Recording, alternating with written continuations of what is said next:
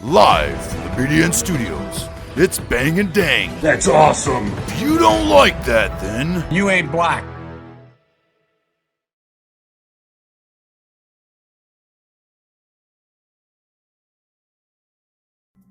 Welcome back to Outlaws Gunslingers with Bang and Dang.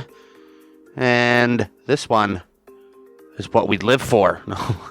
Murder and violence and murder and violence. murder and violence and murder and violence. Just kidding, guys. But it does make for a more entertaining episode, obviously. A little departure from last week's kind of depressing and crazy Lindbergh baby kidnapping, which still doesn't make sense to me after a week of it. Nothing makes sense with the FBI involved. Yeah, well, I don't think the FBI gets involved in this one, but this one's probably something you guys have seen all over. This video's been on all the wildest police videos and craziest things caught on camera. You've seen it before, but do you know the inside story, which you are about to know after this episode? Right. It's North Hollywood Shootout, which was a confrontation between two heavily armed and armored bank robbers.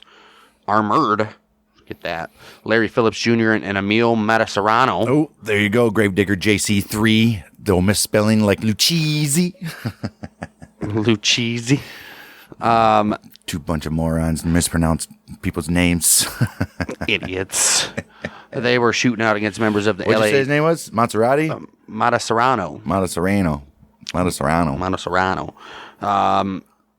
Yeah, they tried to rob a bank and then didn't go too well for them, but they were armed and armored. Ooh. Which I'm sure you guys have seen the video of them coming out of the bank and just lighting up cops. Everybody's seen it. If you're not, it's widely available out there. On February 28, 1997, they tried to rob a bank.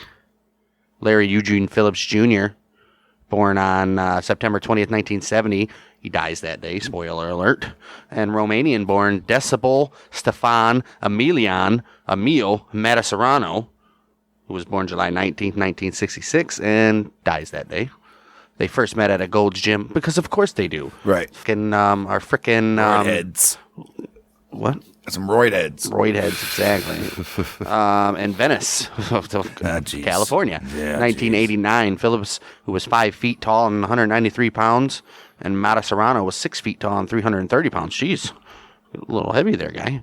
They had a mutual interest in weightlifting, bodybuilding, and firearms. Those go together. Right. Steroids and firearms. Before meeting, Phillips was a habitual offender, responsible for multiple real estate scams and counts of shoplifting. Dang, this guy's a con artist and a thief. There's nothing worse than a thief and a liar. Mataserano was a qualified electrical engineer and ran a relatively unsuccessful computer repair business. He must not know how to repair the computers very well, huh? Right. I mean, it's 1997. Everybody's computers are just now getting into the popular. Right. It's like a car wash, man. You can't go wrong. Right. 20th of July, 1993. Phillips and Mataserano robbed an armored car outside a branch of First Bank in Littleton, Colorado. 29th October, they were arrested in Glendale, Arizona, northeast of L.A. Oh, this is... Not Arizona. What? They were arrested in Glendale, northeast of L.A. 4 years before. Wow. Right. They got arrested for speeding. You get arrested for speeding? Well, they were speeding, got pulled over, and I'm assuming... Wait. Oh, we'll find out. A subsequent search of their vehicle after Phillips surrendered with a concealed weapon found 2 semi-automatic rifles, 2 handguns, more than 1,600 rounds of 7.62 by 39 millimeter rifle ammunition, 1,200 pounds or rounds of 9 by 19 millimeter parabellum, and 45 ACP handgun ammunition. Dang.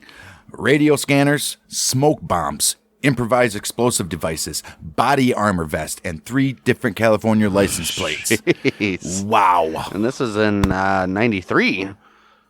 What in the world? These guys didn't go away for more than 4 years for all that shit? Right. Initially charged with conspiracy to commit robbery, both served 100 days in jail, were placed on 3 years probation. Okay. After their release, most of their seized property was returned to them. Oh, no. Except for the confiscated firearms and explosives, I think so, right? Well, they got their bulletproof vest back. Yeah. at least. Right. On June 14th, 1995, Phillips and Matasaurano ambushed a Brinks armor car in Winnetka, Los Angeles. What the hell? Since when is, I guess, L.A. County, right? Killing one guard, Herman Cook, and seriously wounding another. Okay. In May of 96, they robbed 2 branches of Bank America in the San Fernando Valley area of L.A., stealing approximately $1.5 million. Ooh. Well, I never even knew that they did anything before that robbery. Wow. The pair were dubbed the High Incident Bandits by investigators due to weaponry they had used in 3 robberies prior to their attempt in North Hollywood. Bandits. Yeah, I'd say pretty high incidents. Right. It's good stuff there. Dang. On the morning of 28th February 1997, after months of preparation, including extensive reconnoitering of their intended target, the Bank of America branch located at 6600 Laurel Canyon Boulevard, Phillips and Matasaurano armed themselves with a semi-automatic HK-91 and several illegally converted weapons, 2 Norinco Type 56S rifles, a fully automatic Norinco Type 56S1, and a fully automatic Bushmaster XM15 dissipator. Dang, these guys are out there. That's the Bushmaster right there. With numerous clips. Numerous. Why the hell? All they need is the Bushmaster, or either one of these guns. They don't need all of them. I mean, they got the fully automatic, too. They ain't messing around with those semi. And what do the cops have? Probably AK-47s, maybe? Maybe. Well, the robbers filled a jam jar with gasoline and placed it in the back seat with the intention of setting the car and weapons on fire to destroy evidence after the robbery. Okay. Phillips wore roughly 40 pounds of equipment, including a Type, is that IIA bulletproof vest and groin guard, or 11A? 3A? 3A? A load-bearing vest with multiple military ammo pouches and several pieces of homemade body armor created from spare vests covering his shins, thighs, and forearms. Okay, so he's ready to roll. That's the way you do it right there. Right. Dang. Matasaurano wore only a Type 3A bulletproof vest, but included a metal trauma plate to protect vital organs. Okay. Additionally, each man had a watch sewn onto the back of one glove in order to monitor their timing. Okay, Sewn. They're making sure they weren't leaving that. And get a watch losing on your wrist, or falls off or something, right? Before entering, they took the barbiturate. Before entering, they took the barbiturate phenobarbital. What? Before entering, they took the barbiturate phenobarbital. Sure. What would it be? What's the street name for that? It's a sedative of some sort. Luminol. Okay. Treatment of certain types of epilepsy in developing countries. I'm sure they got them. What would it make him focus or something? I guess. Yeah. Oh, decreased level of consciousness along with decreased effort to breathe. Why? So they ain't freaking out. Maybe, to get their heart rate down. Calm down. Yeah, I guess. So they could shoot, I'm assuming. Oh, right there. Could have just got raided. Right. Before entering... To calm their nerves. That's what they did it They for. took a medication that was sort of a sedative that Matasaurano was taking to calm their nerves. The forensic toxicology laboratory of the coroner's office later also found ephedrine and phenylpropanolamine. What the? Phenylpropanolamine? Yeah. Phenylpropanolamine in Phillips's blood and dilantin and These guys are all They're kinds all of just stuff. hopped up on A bunch of pill everything. poppers. Holy shit. Phillips and Matasaurano driving a white 87 Chevrolet Celebrity. Wow. Hey. Arrived at the Bank of America branch at the intersection of Laurel Canyon and Archwood Street in North Hollywood around 9:17 a.m. Set their watch alarms for 8 minutes. The police response time they had estimated. So Right. it took them 8 minutes to get to a bank robbery call. To come up with this time frame, Phillips had used a radio scanner to monitor police transmissions prior to the robbery. As the two were walking in, they were spotted by 2 LAPD officers, Lauren Farrell and Martin Perello. You didn't get that into account, did you? Right. Who were driving down Laurel Canyon in a patrol car. Officer Farrell issued a call on the radio, 15A43, requesting assistance. We have a possible 211 in progress at the Bank of America. 211, obviously, the code for robbery. Dang, so they busted right away. Their plan is gone. They might have got away. Could have. As they entered the bank, each armed with a Norinco Type 56S1 rifle. Yeah, it doesn't help when they're all armed out in body armor Right, and you can't carrying hide that 70 shit. guns. Can't hide that shit. Stupid. Phillips and Matasaurano forced a customer leaving the ATM lobby near the entrance into the bank and onto the floor. A security guard inside saw the scuffle and the heavily armed robbers and radioed his partner. Well, his partner was in the parking lot, and he said, "Call the police." The call was not received. Oh, wow. Phillips shouted, "This is a fucking holdup!" Sorry, guys. Sorry, guys. That's what he said. Right. Before he and Matasereno opened fire into the ceiling in an attempt to scare approximately 30 bank staff and customers and to discourage resistance. I think that would do it. Right. A couple bullets to the ceiling. Well, Phillips then shot open the bulletproof door, which was designed to resist only low velocity rounds. Right. And gain access to the tellers in the vault. The robbers forced assistant manager John Villagrana to open the vault, and he obliged and began to fill the robbers' money bag. Well, at least they didn't play the old, it's on a time lock. Or, I don't know, it changes every 24 hours. I got to check my email. And then they get hit with the gun a couple times before they give it up. Well, however, due to a change in the bank's delivery schedule, the vault contained significantly less than the $750,000 the gunman had expected. Uh-oh. Phillips, enraged at this development, argued with Villagrana and demanded more. Hey, got to get more. Wow. They went in all out for $750,000 when they just robbed like $1.5 million in a truck or something. These guys get dumb. It's just stupid. I think it's about the thrill, or I guess. In an apparent show of frustration, Phillips then fired a full drum magazine of 75 rounds into the bank's safe, destroying much of the remaining money. What an idiot. Phillips then attempted to open a bank's ATM, but due to a change in policies, the branch manager no longer had access to the money inside. Before leaving, they probably had the Brinks guys come in and fill it up. Whoever owned the ATM machine, right? Before leaving, the robbers locked the hostages into the bank vault. In the end, the two left with that's worthless, $303,305. And 3 die packs, which later exploded, ruining the money they stole. No. I don't know when die packs were first used, but wouldn't that be the first thing you make sure they don't put in the damn bag? And no die packs, you sons of bitches. When were these guys first used? Banks for robbery causes assault has to be permanently marked. 1965 invented. Right. So they've been using them. You think, right? Idiots. So these guys should have known. Right. Oh, yeah. Screwed. Done. None of that's salvageable either. None. Everything's got a little bit on it. Yeah. It's terrible. So all the money they got is gone. Gone. Which later exploded anyway. It doesn't matter anyhow. Damn, dude.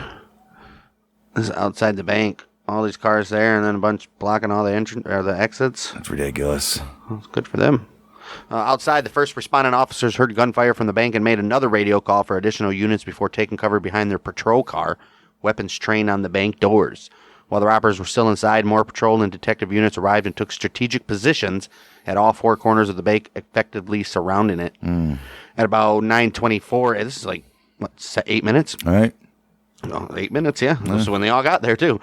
Phillips exited through the north doorway after spotting a police cruiser 200 feet away, opened fire for several minutes. Dang. Wounding 7 officers and 3 other civilians. 7 minutes, you're firing for all that long, you only injure people? I mean, come on, guy. He also fired at an LAPD helicopter flown by Charles D. Piragui Jr., which was surveying above, forcing it to withdraw to a safer distance. Right. He briefly retreated inside, then reemerged through the north doorway while Matasereno exited through the south exit. Okay. So Matasereno's the one that has all the body armor, though, right? No, it's Phillips. Oh, yeah, only a Type 3A.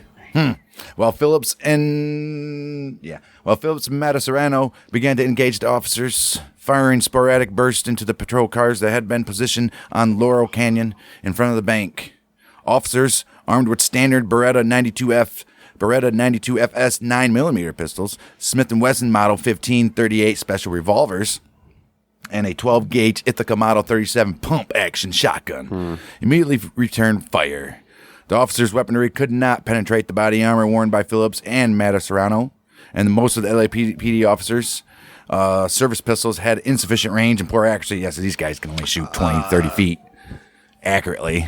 Yeah, I'm pretty sure all these guys carry AKs in their trunk now after this. Right. Or ARs at least. Yeah, these guys are getting lit up. And an officer was heard on the LAPD police frequency approximately 10 to 15 minutes into the shootout, warning other officers that they should not stop the getaway vehicle. They've got automatic weapons. There's nothing we have that can stop them. Oh. Additionally, see, these guys could have just took off. Right.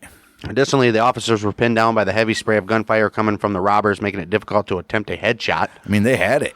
They're smart. Several officers acquired 5 AR-15 style rifles from a nearby gun store to combat the robbers. Nice. Yeah, good for them, but do they know how to use them? Right. Well, first of all, they had to take a 15-minute training session first. Right. 2 locations adjacent to the north parking lot provided good cover for the officers and detectives. Police likely shot Phillips and his rifle with their handguns, while Phillips was still firing and taking cover near the four vehicles adjacent to the north wall of the bank: a gray Honda Civic, a Ford Explorer, a white. We don't care what color the Ford Explorer is. Whatever. Right. A white Acura Legend and a Chevy Celebrity. I'm guessing the one they had. Right. One of the location that Officer Zielinski of Valley Traffic Division, he wasn't an officer, used for cover was the Del Taco restaurant, West Wall. Nice. Del Taco got to be on the news that day. Taco. 351 feet from Phillips, so still quite a distance with the little 9mm. He ain't hitting nobody with that shit. So they likely shot him at this point, apparently. Supposedly. Officer Zielinski fired 86 9mm rounds at Phillips. Damn. And may have hit Phillips at least once. I would hope so. Holy. I mean, they do have armor. Man, that's 300 feet away. What's exposed on him? His hands and his face. Right. His neck for sure. The other location that proved advantageous for the LAPD was the backyard of 6641 Agnes Avenue. Cinder block wall provided cover for detectives who shot at and may have struck Phillips with 9mm rounds from their pistols. Okay. Detective Bancroft fired 17 rounds, and Detective Harley fired between 15 and 24 at Phillips from a distance approximately 55 feet. Well, that's a good one. They don't know that. So they're right there. They don't keep track of their bullets. Right, approximately. Approximately my ass. They know the exact number. Is that one movie where he counts all the bullets and he knows what everybody has left? Right. And then they turn on him. That's a lot of. Oh no, that's That's Hell on Wheels. No, The Last Outlaw with Mickey Rourke. Oh, yeah. After Mazzarano backed the Chevrolet Celebrity out of the handicapped space in the north parking lot, so Mazzarano got into the vehicle. He's ready to roll. Oh, yeah. Phillips received a gunshot wound to his left wrist based upon helicopter news footage that showed him react to pain. Oh. So they're like, I think we just shot one of the... I think we got him. At the same approximate time, LAPD gunfire struck the Heckler and Koch rifle that Phillips was firing, rendering it inoperable. Nice. Phillips discarded it, rearmed himself with another assault rifle from the trunk of the sedan. So I bet Maserati's like, Maserati. Mazzarano, he's probably like, dude, what are you doing? Get in the damn car. Well, the money's already destroyed. Now we're just sitting here for nothing. Jeez. After LAPD, SWAT team, right? Yeah, LAPD radio operators received a second officer down call from the police at the shootout. A tactical alert was issued. The SWAT team, Donnie Anderson, Steve Gomez, Peter Weiereder, and Richard Massa arrived 18 minutes after the shooting had begun. I don't think you have to wait for another officer down. These guys have got all these weapons. You better send the SWAT team now. Right. They were armed with AR-15s and wore running shoes and shorts under their body armor as they had been on an exercise run. I don't care. Upon arrival, they had commandeered a nearby armored truck.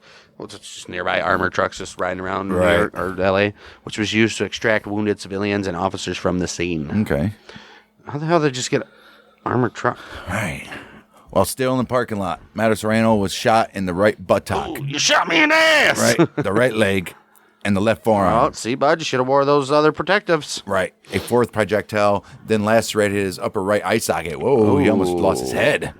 And prompted him to duck behind the hood of the getaway car in shock. So he got out of the car. Yeah. He abandoned the duffel bag of money, entered the getaway vehicle, and started the engine. Phillips retrieved the HK-91 assault rifle from the open trunk and continued firing upon officers while walking alongside the sedan. This dude probably, I guarantee this dude feels invincible with all that shit he's got on. You have to be pretty accurate to hit a hand or a neck while somebody's moving and shit. Wow. As Phillips approached the passenger side of the getaway vehicle, he was hit in the shoulder, and his rifle was struck in the receiver. Magazine bullets fired by police. So another rifle gone. After firing a few more shots with one arm, Phillips discarded the HK-91 and retrieved the Norinco Type 56 before exiting the parking lot and retreating onto the street while Mazzarano drove down the road. Jeez.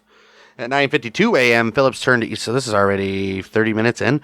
Well, they're having a nice little 30-minute shootout with the Mazzarano took off. Phillips turned east on. He's walking like a RoboCop or an Iron Man down the road. Phillips turned east on Archwood Street and took cover behind a parked semi-truck where he continued to fire at the police. Lieutenant Michael Ranshaw, officers Conrado Torres, John Caparelli, and Ed Brentlinger until his rifle jammed. Unable to clear the jam, he dropped the rifle and drew a Beretta 92 FS pistol, which he began firing. He was then shot in the right hand by Officer Conrado Torres, causing him to drop the pistol. Of course. Yeah, wasn't he already shot in the hand? So this dude's got left hand. Yeah. Oh. After retrieving it, he replaced. Oh, jeez. After retrieving it, he placed the muzzle under his chin and fired. As he fell, an unknown patrol officer shot him in the upper torso, severing his spine. Yo, that's a bullet. That's a bonus point. Dude was already dead. All right. Either bullet may have been fatal. Well, we pretty much know. Right. Officers across the street continued to shoot Phillips' body several times while he was on the ground. After the firing had stopped, officers in the area surrounding Phillips handcuffed him and removed his ski mask. They handcuffed the dead man. Mattis Serrano's vehicle was rendered inoperable after two of its tires were shot out and the windshield covered in bullet holes. At 9:56 a.m., he attempted to carjack a yellow 1963 Jeep Gladiator, on Archwood by shooting at the driver who fled on foot 3 blocks east of where Phillips died. He quickly transferred all of his weapons and ammunition. I don't think that's necessary at this point. Just get in and go. But he was unable to operate the Jeep due to the driver engaging the electrical kill switch before fleeing. Oh, no. That dude was like, you ain't getting my shit. Bye. Oh, wow. Nice. Well, as KCBS and KCAL helicopters hovered overhead, a patrol car driven by SWAT officers Donnie Anderson, Steve Gomez, and Richard Mazza quickly arrived and stopped on the opposite side of the truck to where the Chevrolet was stopped. Mattis Serrano left the truck, took cover behind the original getaway car, and engaged them in a 2.5-minute of uninterrupted gunfire. So these guys are just pow, pow, pow, pow, pow. Nice. Mattis Serrano's chest armor deflected a double tap from SWAT officer Anderson, which briefly winded him. So he was like, whoa. He was like, hey. Ooh, that one kind of stung. Right. Before he continued firing, he caught his breath. He's like, man. Anderson fired his AR-15 below the cars and wounded Mattis Serrano in his unprotected lower legs. It's nice. He's like, I'm going to get underneath and start shooting at the old ankles. There you go. He was soon able to continue and put his hands up to show surrender. Seconds after Mattis Serrano's surrender, officers rushed to pin him down. As he was being cuffed, SWAT officers asked for his name, to which he replied, Pete. When asked if there were any more suspects, he reportedly said, fuck you, shoot me in the head. Oh. Jeez, why didn't you just do it yourself then, pussy? Yeah. I guess he's not a pussy. Right. Ambulance personnel were following standard procedure in hostile situations by refusing to enter the hot zone, as Mattis Serrano was still considered to be dangerous, and because there were still reports or the belief that there was a third gunman still loose. So some reports indicate that he was lying on the ground with no weapons for approximately an hour before ambulances arrived and was groaning in pain and pleading for help. The police radioed for an ambulance, but Mattis Serrano, loudly swearing profusely and still goading the police to shoot him, died. So he's pleading for help and telling them to kill him. Right. So ended up dying laying there before the ambulance and EMTs were allowed to reach the scene almost 70 minutes later. Later reports showed that Mattis Serrano was shot 29 times in the legs and died from the trauma due to excessive blood loss, coming from 2 gunshot wounds in his left thigh. Oh, yeah, the thigh ones that get you. They could have got in there, man. Idiots. Most of the incident, including the death of Phillips and surrender of Mattis Serrano, was broadcast live by news helicopters, which hovered over the scene and televised the actions as events unfolded. Over 300 law enforcement officers from various forces had responded to the citywide TAC alert. By the time the shooting had stopped, Phillips and Mattis Serrano had fired about 1,100 rounds, approximately a round every 2 seconds. Damn. Jeez, dude. Cray. Yeah, we already know the got all those weapons. Wow, as we said, they fired about 1,100 rounds. 650 rounds were fired by police. Following their training and responding, patrol officers directed their fire at the center of mass, or torsos, of both Mattis Serrano and Phillips. However, the Aramid body armor worn by Phillips, we already said that, covered the vitals, except their heads, enabling them to absorb pistol bullets and shotgun shells. Still hurt like a sumbitch, though. Sure did. Ugh. While Mazzarano's chest armor, thanks to a steel armored plate, successfully withstood a hit from a SWAT officer's AR-15, the service pistols carried by the first responding officers were of insufficient power, which we said before. And they had the wrong ammo. There wasn't body-piercing ammo. Furthermore, the police were pinned down by fully automatic suppressive fire, which we said, so they couldn't really do shit. They're outnumbered.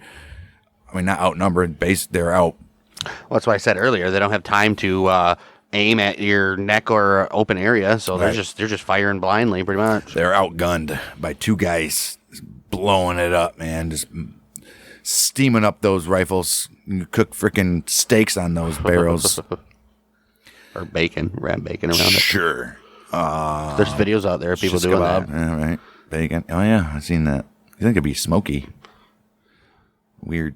Gunpowdery taste. Yeah. Phillips was shot 11 times, including his self-inflicted gunshot wound. It was indicated that he included a self-inflicted gunshot wound to the chin. While Mattis Serrano was shot 29 times. Phillips shot himself? They didn't say that up there. Yeah, remember he put it on his chin, fired the trigger, and then the cop shot him through the spine at the same time or something. And they said both could have been the fatal one. They're just trying to give the cops credit. Right. 12 police officers and 8 civilians were injured, and 2 suspects died in the shootout, obviously. So, no, they didn't kill anybody in that whole thing, though. Good job. Wow. Sergeant Larry Dean Haynes was hit in the left shoulder. Officer Martin Whitfield was shot and seriously wounded 4 times in the left arm, right femur, and chest. Dang. Officer Conrado Torres was grazed in the right side of the neck. Ooh.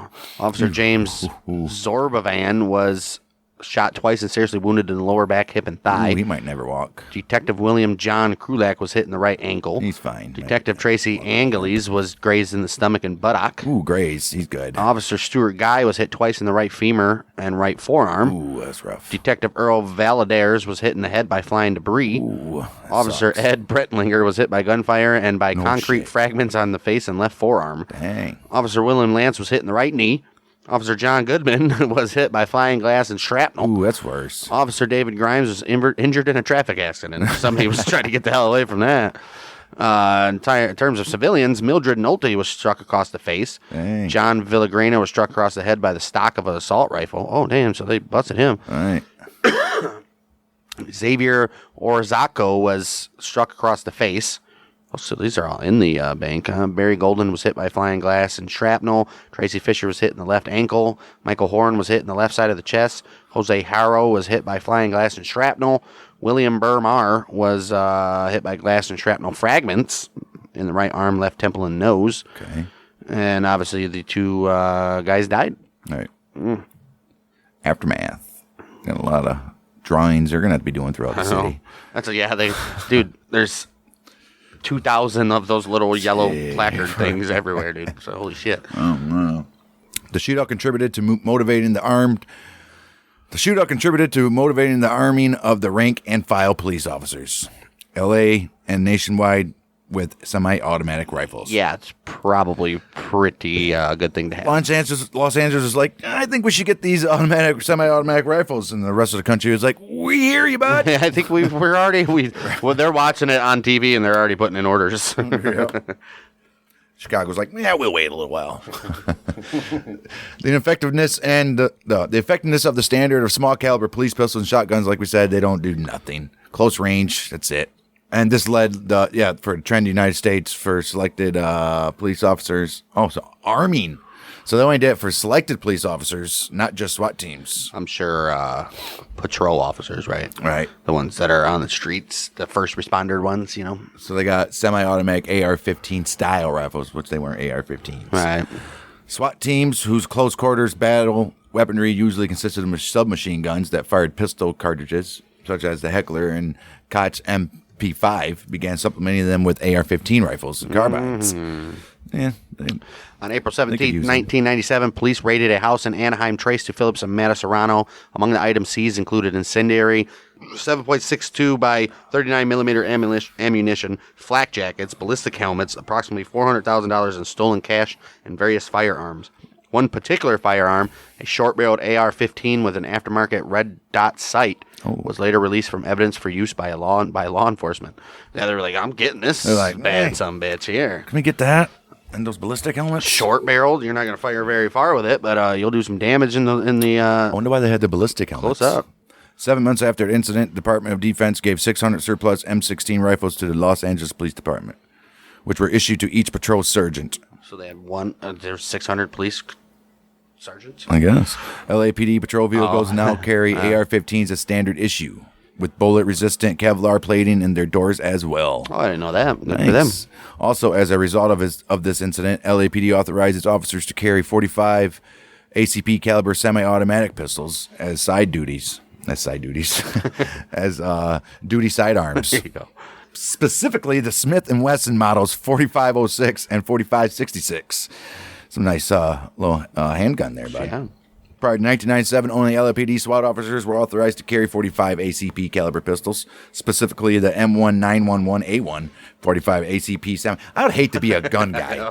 This is just ridiculous. The M1911A1 45 ACP semi-automatic pistol. fires 9mm rounds. at a rate of M1911A1. It's probably M1911A1 or whatever you guys want to say it. I know we'll get all kinds of shit from the You gun guys guys. know nothing about guns. I hope you ain't in the NRA. You probably against guns, aren't you?